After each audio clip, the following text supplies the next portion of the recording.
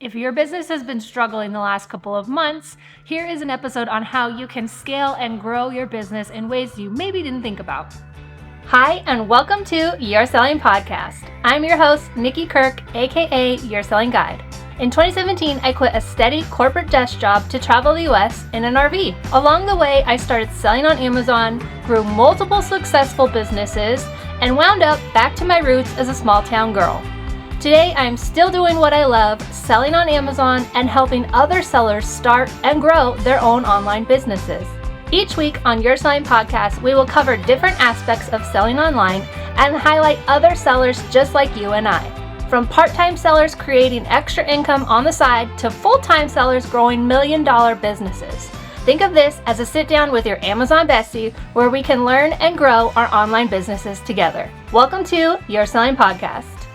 Hey crew, and welcome back. On today's episode, I'm going to break down a couple of different ways that you can grow and scale your online selling business. Before we jump into that, I do want to announce that our Philadelphia, Pennsylvania meetup is June 8th. I would love to see you there. So if you're anywhere in the area or if you want to be in the area, they do have grocery outlets there. So I'm just saying it might be worth a sourcing trip. It would be a tax deductible expense on your business because you're doing this for business travel. It's a conference, so it's a work event, all that kind of stuff. Talk to your CPA because I'm not an expert or anything, but that's how I do it and that's how I classify it. So anytime you can travel on your business, it's a lot of fun. So anyways, Philadelphia, Pennsylvania, June 8th, we will be doing an escape room followed by a little mix and mingle hour at the Independence Beer Garden there in Old City, Philadelphia. We're all going to stay, well, not all of us. Anyone who wants to stay is going to be at one of the hotels there. So if you want to stay at the same hotel as us, all of the information can be found at yoursellingguide.com/meetup. I am really looking forward to it. I have been to Pennsylvania, but I've never been to Philadelphia. So I'm excited to kind of look around and see all the history and meet everyone there at the Amazon meetup.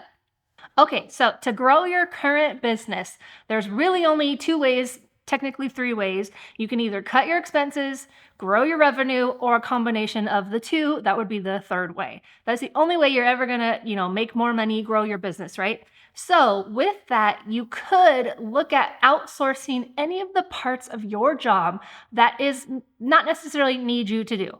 So you don't necessarily need to be the one taking off stickers, right? Maybe you don't need to be the one doing online arbitrage sourcing. Maybe you hire a VA for that.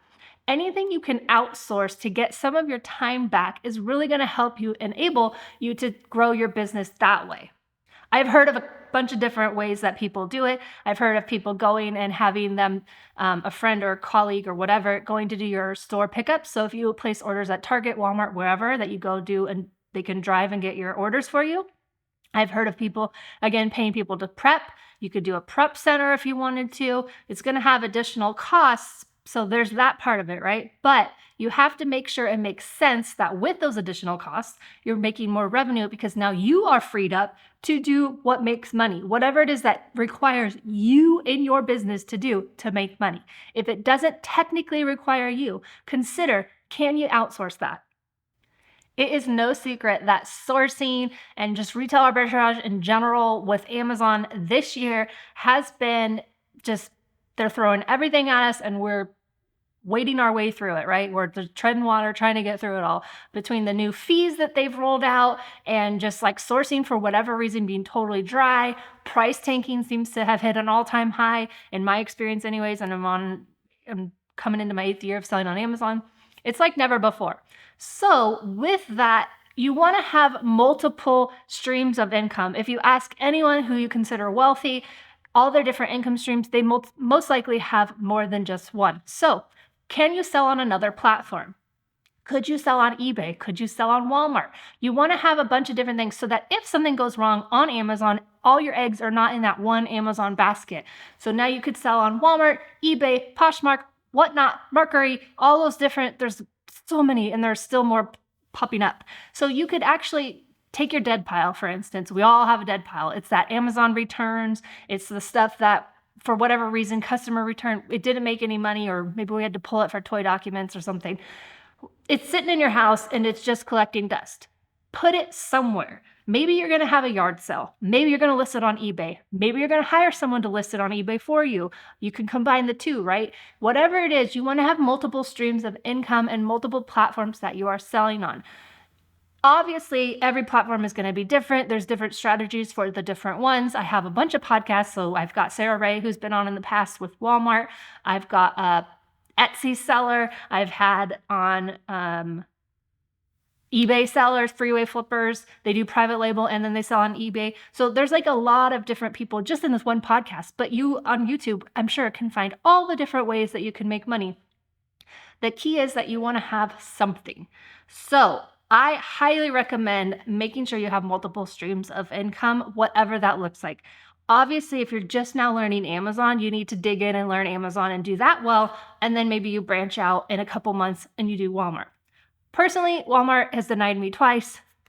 I think it's something with my address on my EIN, which is so old. I don't have that address anymore. The business moved. But anyway, so I don't know if that's the case or not, but I've just decided, you know what, fine, whatever, Walmart, I'm going to wait and I'll come back to it later this year and try again. But I would really like to get on Walmart. And if you're listening to this, I hope you also really want to get on Walmart because Walmart is the place to be right now. Things are selling for more. There's less competition there. There's less price tanking.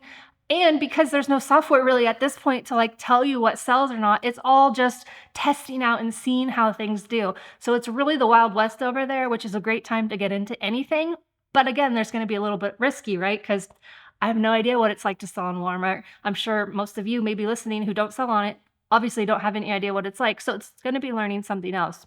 I'm sure you've heard me say multiple times throughout this podcast in the last couple episodes how they declined me and whatever, because I really wanted to get on Walmart. I really wanted to diversify in that way because Amazon has been a struggle. Amazon has been not as much fun so far in 2024. And so I want to get out there and do something else that makes money and is fun. So diversifying your platforms that you sell on and creating more revenue for yourself through those platforms is another tip on how to scale your business. Other ideas to scale your business for retail arbitrage specifically is getting to know the managers or associates at the retail arbitrage locations that you source often. If you have really good luck at a liquidator, make it a point. Go out of your way to meet the manager, ask if they're around, shake their hand, get their number, hand them a gift card. Whatever it is, you want to make that connection so that when that manager gets a bunch of stuff in that they think is great for you, you are the first person that they are calling. And now you're not worrying about everyone else in your area potentially getting all the stuff before you do. Having those manager relationships, while for me, I'm an introvert, so it's not natural for me. It's out of my comfort zone to go up and talk to someone, first of all. So for me, it's a little more difficult, but you do have to do those things because in business, it's networking. Even though that name is scary to me as an introvert, it is very much who you know, when you know them, and those relationships that come out of it. It may not amount to anything or it may amount to your new honey hole. You just never know. So you want to go out of your way to meet and connect with those managers in whatever way that looks like for you. I have a local discount liquidator who in 2022, they got a ton of premium beauty stuff.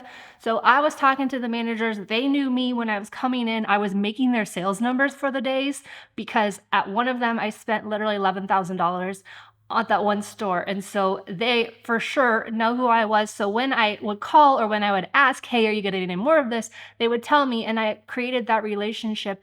Just, they want to make money and you want to make money. So it's a perfect win-win relationship. The other tip I mentioned a little bit is just having Starbucks gift cards, $5 gift cards, Chick-fil-A, whatever restaurant people love in your state or your area. You can have these little gift cards that you can say, thank you so much for letting me know about this, or if you ever hear of anything that you think might be good for me as an Amazon seller, please text me or call me and let me know. And that will go a very long way. And again, you getting the first dibs on anything that they get in. So I know a bunch of sellers who have connections with their Marshalls and TJ Maxx store managers. So they are able to go into the back rooms before they start cutting off the shoebox lids and grab whatever they want to buy to sell on Amazon. All because they made that connection with the store employees or the store manager. Don't be scared. Don't worry. It's all going to be okay. What's the worst that's going to happen, right? They're going to say no. Okay, well, they said no, and now you go along with your life. Honestly, don't be scared. And I say this as someone who is scared. If you haven't heard me say it again, I'm an introvert. So it's not in my nature, but it's only going to be a win-win for you and your business. And again, the worst that's going to happen is they say no. So you move on. Hey crew, is your Amazon business set up for success this year? Do you know how much profit you really made on that item you just sold? Or what about this? Do you notice when the Amazon FBA fees change on a product in your inventory? These are just some of the reasons why I love Sellerboard and why I've partnered with them on the You're Selling podcast. I have been using Sellerboard for 4 years now, and I absolutely do not know how I will run my business without it. I love how simple Sellerboard is to use. The desktop version is set up so easy. As soon as you connect your Amazon account, all of your products from the past, anything you've ever sold is gonna flow into that. And the way I love it and use it the most is actually when I'm outsourcing. I have Sellerboard app right on my phone, and I can visually see the images of the products I'm selling today, yesterday, last month, last year, whatever I want to look at, I can see it in real time right on my Sellerboard app. Sellerboard is an affordable must-have tool for all Amazon sellers. And as listeners of this podcast, they have given you 2 months free to try it out for yourself. There's absolutely no credit card required to sign up, and you can cancel at any time. Head to yoursellingguide.com/sellerboardprofit to set up your free trial today. Again, yoursellingguide.com/sellerboardprofit to get your 2-month free trial today. Another way to scale your business, and how I am currently scaling my business, is with bundles. Wholesale bundles specifically, but I'm also doing retail arbitrage bundles as well. And unfortunately or fortunately for me, I always say bundles, and I'm going to try and get better at it. But when I say bundles, I'm referring to any listing that I have made myself. So some of them are single listings, some of them are considered multi-pack listing. It's just like a lingo, but for whatever reason, because I started with bundles, I will always say bundles when I've created a listing. So just know that's what I mean, but I'm going to try and get better at my phrases. So essentially, you can create bundles, create your own listings for any product you want to on Amazon. Well, just about, but I'll get into that in a little bit. Anything you want to, and you would just go, I have a full YouTube video on my Nikki Kirk YouTube channel. I will link it here in this podcast show notes so you can just watch it, but it's Bundles 101. Essentially, what you do is you do the GTI and exemption, so you don't have to put in a UPC on your items. And then you would do the my item doesn't have a brand name, and that is going to go make it generic. Now, I would not scale my business on generic listings. I would recommend doing brand registry, and I'll get into that in a little bit. Because with generic, so Q4 2023, a couple of, it made the Amazon rumor mill. So if you just listen to the rumor mill, it sounded like a lot of people were getting shut down for Section 3 generic violations. In my whole community, which is thousands of sellers, only one person had that happen to them. And it wasn't a bundle. It was a generic listing. They didn't create it. They just listed on it someone else's generic. So that's all I know about it. I personally, my initial toy bundles were generic and are generic still. I'm still selling it to this day. So when that all happened, I was like, I'm just going to leave my bundle up and we'll see what happens. And nothing ever happened with my bundles. I have multiple generic bundles currently still. So nothing happened to me, and I'm glad I didn't pull them down because they made a lot of money for me, profit in Q4. So that's why I wouldn't scale my business on bundles in the generic area. But I would scale on bundles using the wholesale brand registry model. So with the brand registry model, you will then be able to, once you're fully trademarked, you'll be able to remove price tanking sellers. The cool thing about the generic is there's currently a glitch called the generic glitch. It's just what I've been calling it, where if an item is branded generic, you can't actually list on it. Like if I scan something and it says generic, I won't be able to list and sell. You can try this out for yourself. If you're in store and you ever see it's generic, just go ahead and try and list it on your phone, FBM, and you'll see that you'll get that pop up before you can even list it. So you don't have to worry about your listing it. It just will pop up and tell you can't. So that's one benefit to being generic branded on your bundles, is that no other sellers, retail arbitrage or otherwise, can list on that listing. The risk you're taking, again, is Amazon could pull generic listings or could pull your account. I don't know. It's a possibility, so I just want to put that all out there for you. But I still make generic listings to this day. I've never had any problems with them. If I ever do, you'll be the first to know. So yeah. Brand registry, that is where you go and you get a trademark for your brand. It can be anything you want it to be. So if you've ever noticed a lot of private label sellers who get stuff off of Alibaba, so they will have a bunch of different letters as their brand name. I just got a pool cover and that's one of them. So you'll see it also in my garden compost bin. That was another random bunch of letters. The reason they have a bunch of random letters is because it's faster to get approved through the trademark process for the US, because I can't obviously have something called Dove because there's already 2 brands out there called Dove. So that is going to get flagged, right? So anything you come up with your brand, it doesn't have to be your company name, doesn't have to be your store name. It could be whatever brand you want. It just needs to be obviously not used. So the whole trademark process is a whole process, and it can take up to 2 years or longer depending on how fast the USPTO is. So for me, I used a law firm that was recommended me through CorpNet, who is who I used to do all my LLCs through. So I used them. It was about $900. I think it's gone up since then. I started in February of last year, and I did my brand registry on Amazon in June of last year because I did not know. I thought I had to wait to be fully trademarked, which again can be up to 2 years or longer. I didn't know once it was submitted to the registry that I could now make a brand on Amazon. So now I know that. So once you've submitted your trademark through an attorney to the USPTO, you can now register your brand on Amazon. With that, there's pros and there's cons. So anyone can list on my brand registered listings because it's not the generic glitch, so anyone can list on it. I did have some Q4 bundles tank in price because of the sellers who were tanking. I don't know why. Still don't know why. I would love to know why sellers price tank, but it is what it is. I was able to order from the sellers through brand registry and get them removed from my listing, but actually I wasn't able to give them a counterfeit or trademark. What happened was they realized it was me ordering and they just canceled the order and removed themselves from the listing. Eventually, because I'm still to this point not fully trademarked, I'm at the point where I'm showing use in commerce that this product I've trademarked is out there selling. And so with that, eventually, hopefully by the summer, I will be fully trademarked, and then I can go and do the brand registry where I kick people off.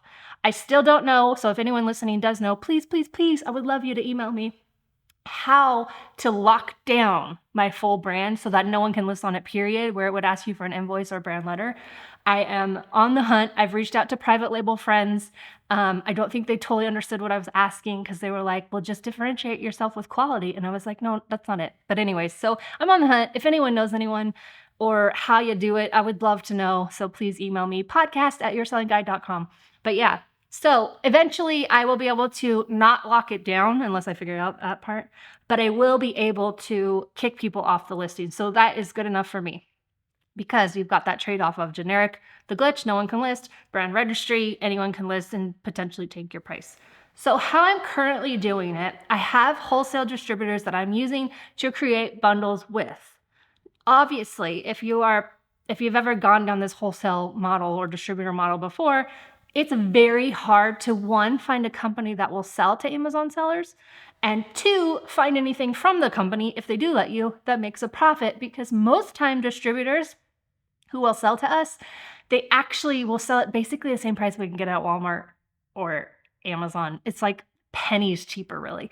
And so it never makes a profit. But with bundling, you can create those multi-packs, those customer focus, like you're solving a need for the customer. So you can create those listings and packages and pre-kits, whatever you want to call them, for the customer in mind. And it's going to be very hard for other sellers to find the stuff that you're finding, right? You have those connections. So with my brand registry products currently, I do the wholesale model, and then anything I'm doing retail arbitrage bundles, I'm still using the generic to make sure that those other sellers aren't able to. At any point, Amazon could fix that glitch and anyone can list on generic. So again, another reason I wouldn't necessarily scale your business. I have seen some seller storefronts that are all generic, literally every single listing. And to me, that's so scary because Amazon could wipe your whole business out on a whim, because they suddenly decide to flag generic. So for me, that's super scary, but hey, it's your business, you do you. For me, I would never scale that way. So I just want to make sure I put that out there.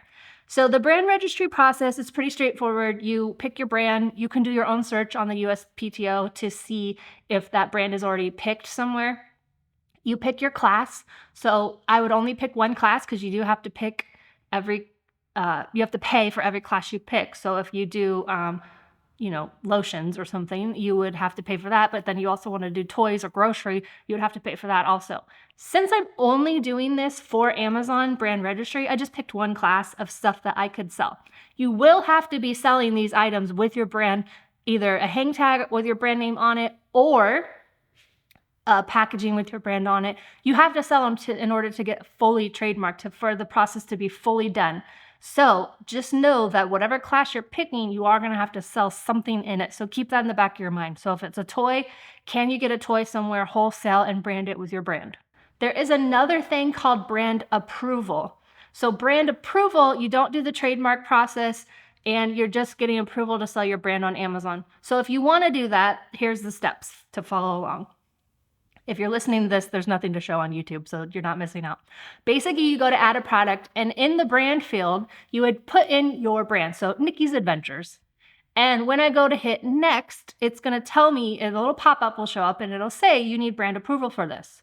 From there, you click the button, and it's going to take you through to upload products. So whatever I'm selling with Nikki's Adventures, it would have to be a box with my logo on it, a product with a hang tag. You have to show that you actually have this product with the branding on it and you're selling it. It's pretty easy to do. You could just print something out on your Rolo or sticker it onto an existing hang tag, whatever you want to do. It's your business. You do you. I'm not necessarily saying what to do. I'm just saying ideas of what maybe people have done in the past. But make sure you're doing everything feels good to you because it's your business at the end of the day. So you would upload that and then you can get brand approval. You can get brand approval pretty quickly. You will not have the brand registry pros, which are the ability to file counterfeits or trademark complaints against other sellers on it. You just literally have stuff with your brand on it on Amazon. So for me, I didn't go that route. I don't want to go that route. I wouldn't necessarily recommend going that route because it's not really offering you anything. If you're going to do it that way, you might as well just do generic or go the full way and do brand registry. Either way you do it, wholesale bundles, creating your own listings is essentially creating your own replens. And my business is over half of my own bundles, and I don't even have that many of them. But the ones that are doing good are doing really good. They all don't always do well. There's a bunch of stinkers out there. And what I was talking about is you can't list anything like Star Wars. You'll give yourself a suspected IP with if you do Star Wars. If you do Teenage Mutant Ninja Turtles, same thing. If you do Sonic the Hedgehog, same thing. If you do Starbucks, same thing. So there's terms and brand names that will get flagged on Amazon and you'll have to pull the listing or remove those terms. So there are a couple things in it, even if you're doing generic, that you would have to you can't. So if I wanted to create a Starbucks bundle, I couldn't use the word Starbucks. Will it sell if I can't use the word Starbucks? These are all things you have to ask yourself and decide because Starbucks will give you a potential IP. Again, you can change it. You can spell it differently. There's a lot of different things sellers do. I don't necessarily recommend that. Those are all potential IPs I've given myself trying to make my own listings. I don't try and sell them another way. I pull the listing, return the stuff to the store, and call it that bundle didn't work. Sonic the Hedgehog specifically, I got those toys. I misbought. It was a bad buy. And I got them from a distributor, so I couldn't return them, so I have them listed on eBay because I'm just trying to get rid of them. Bundles is very much a new thing for me, and it is a great way. I've seen so much business growth, so I'm leaning in and doing more of them. But it's not like a one-size-fits-all that every bundle will work. You will have some duds of bundles where you're going to have to pull them, or they just aren't going to sell. So just know, don't go into it saying, yeah, Nikki said this is going to work and I'm going to do whatever bundle I want and it's going to be awesome. That's not the case. They don't all do well, but the ones that do, you will learn and grow. So as everything in business, you have to be open to seeing where your numbers go, what is actually working, and lean into that. So if you're out there struggling right now, hopefully one or a multiple of these tips was helping you in your Amazon business so you can grow and scale this year. But most of all, get into your numbers and see what is working and lean into that and do more of that. Knowing where your money's coming from, what money is good, and where those expenses are. Again, 3 ways to grow a business: grow your revenue, grow your income, cut your expenses, or a combination of the both. So hopefully any of these is helpful in some of that area. Let me know, do you do any of these products, bundles? Do you do any, have you outsourced anything? How have you been growing your business? Leave a comment in the video or over on Instagram at Your Selling Podcast or Your Selling Guide. I would love to chat with you there. Until next week, happy sourcing.